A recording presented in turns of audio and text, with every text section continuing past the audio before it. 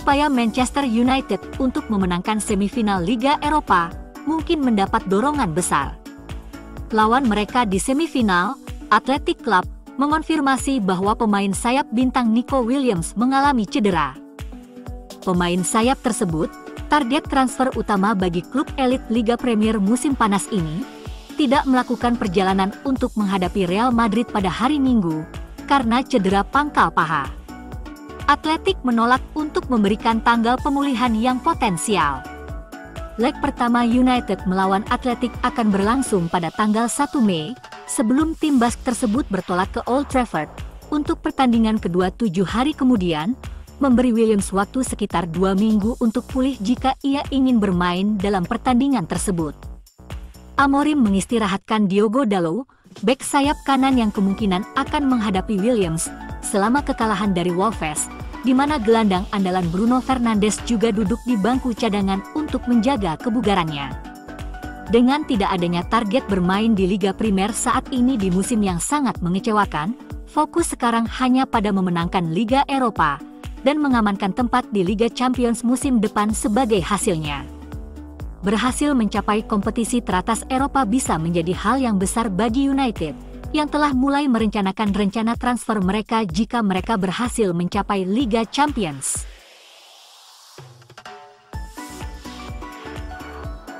Rasmus Højlund terus mengalami kesulitan di Manchester United, dengan Ruben Amorim merasakan absennya penyerang yang produktif di timnya.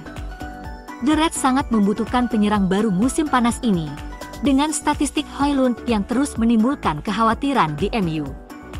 Penyerang Denmark United itu hanya mencetak 8 gol di semua kompetisi musim ini.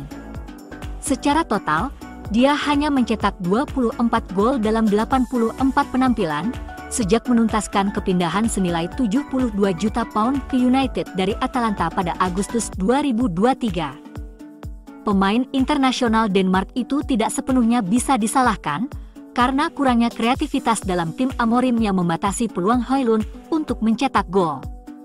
Namun, ketika pemain berusia 22 tahun itu memiliki peluang untuk mencetak gol, ia seringkali kurang memiliki keyakinan dan ketenangan untuk mencetak gol. Hal itu dibuktikan saat kekalahan 1-0 yang mengecewakan di kandang sendiri dari Wolves pada hari Minggu. Akan ada harapan bahwa perekrutan penyerang lain akan memungkinkan Højlund untuk berkembang tanpa tekanan untuk memimpin lini depan tim Amorim setiap minggu. Apapun yang terjadi musim ini, sulit untuk melihat ada jalan kembali bagi pemain yang telah terlihat tidak mampu sejak hampir menit ia tiba di Manchester.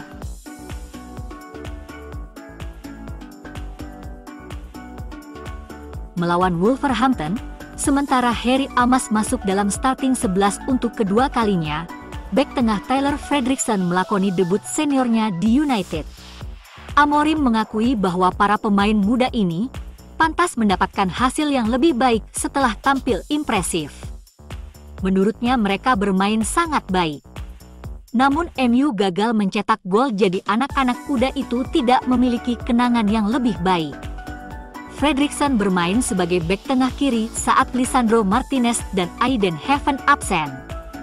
Leny Yoro diberi waktu istirahat yang sangat dibutuhkan setelah bermain 120 menit melawan Lyon. Pemain berusia 20 tahun itu memenangkan 12 duel yang luar biasa, yang secara efektif membungkam Strand Larsen dan menancapkan otoritasnya dalam permainan.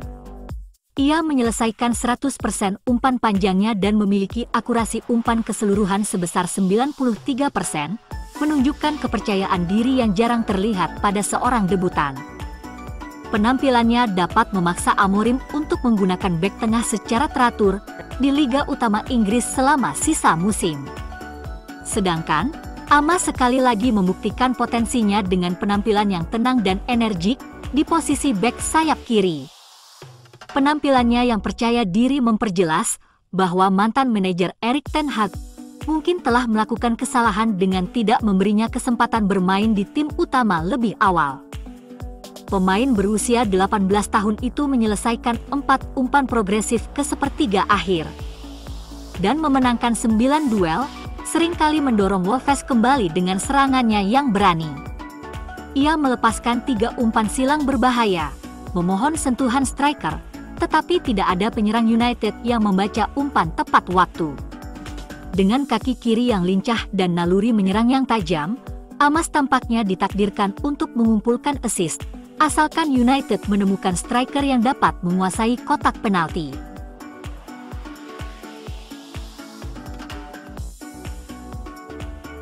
Wolverhampton memanfaatkan sepenuhnya kelelahan United di Eropa, berkat tendangan bebas yang menakjubkan di menit ke-77 dari pemain pengganti Pablo Sarabia, yang baru berada di lapangan selama 3 menit.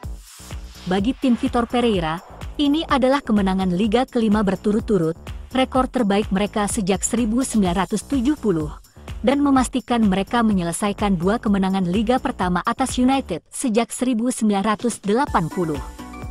Kekalahan bagi United berarti mereka kini telah kalah 15 kali di Liga musim ini, kekalahan terbanyak yang mereka derita sejak 1990.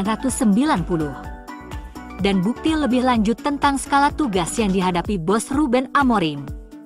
Susunan pemain inti Amorim mendukung fakta itu, bos United membuat 5 perubahan, dengan Kapten Bruno Fernandes di antara mereka yang turun ke bangku cadangan. Setelah usaha heroik mereka di tengah minggu, itu adalah pertandingan pertama yang Fernandes lewatkan musim ini selain karena skorsing, dengan United sangat kehilangan kekuatan pendorongnya dan etos kerja yang tak tertahankan. Sampai kemudian dia masuk dengan waktu tersisa setengah jam.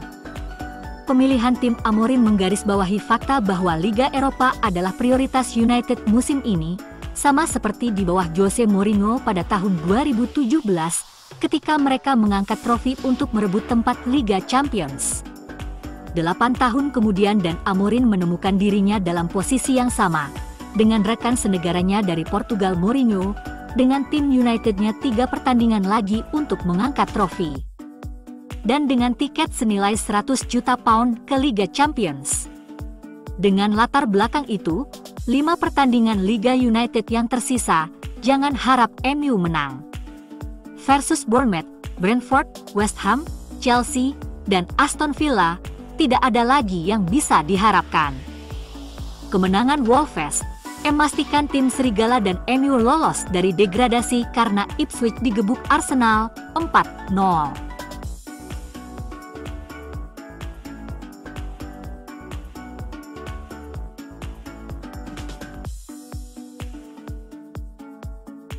Tiga laporan berbeda di Turki menunjukkan Manchester United hampir menyelesaikan kesepakatan untuk Victor Osimhen, yang tetap menjadi pemain Galatasaray hingga akhir musim. Jurnalis top Turki, Aygun Ozipek, mengklaim pemain berusia 26 tahun itu telah menyetujui kesepakatan 5 tahun, dengan setan merah dengan biaya sebesar 51 juta pound. Striker Nigeria dikatakan telah menegosiasikan gaji senilai 12,8 juta pound per tahun. Reporter lain yang berbasis di Istanbul, Ahmet Konan, hanya menyatakan Osimhen menandatangani kontrak dengan Manchester United. Serdar Ali Celikler sebelumnya mengklaim Osimhen dan MU menyetujui kesepakatan pribadi, hanya MU dan Napoli yang belum sepakat. Osimhen telah mencetak 17 gol atau lebih dalam 5 dari 6 musim terakhir untuk Lille, Napoli, dan Galatasaray, dengan 29 gol yang mengejutkan dalam 33 pertandingan di musim saat ini. Diskusi MU dengan Napoli bisa melibatkan Alejandro Garnacho. Napoli diperkirakan akan kembali merekrutnya di musim panas dan menurut Calcio Mercato, kali ini Antonio Conte tidak akan menerima penolakan. Kali ini, Napoli siap membayar berapapun biayanya untuk mendapatkan pemain Argentina itu. Januari lalu, Napoli meninggalkan diskusi karena keberatan dengan permintaan gaji yang tinggi oleh kubu Garnacho.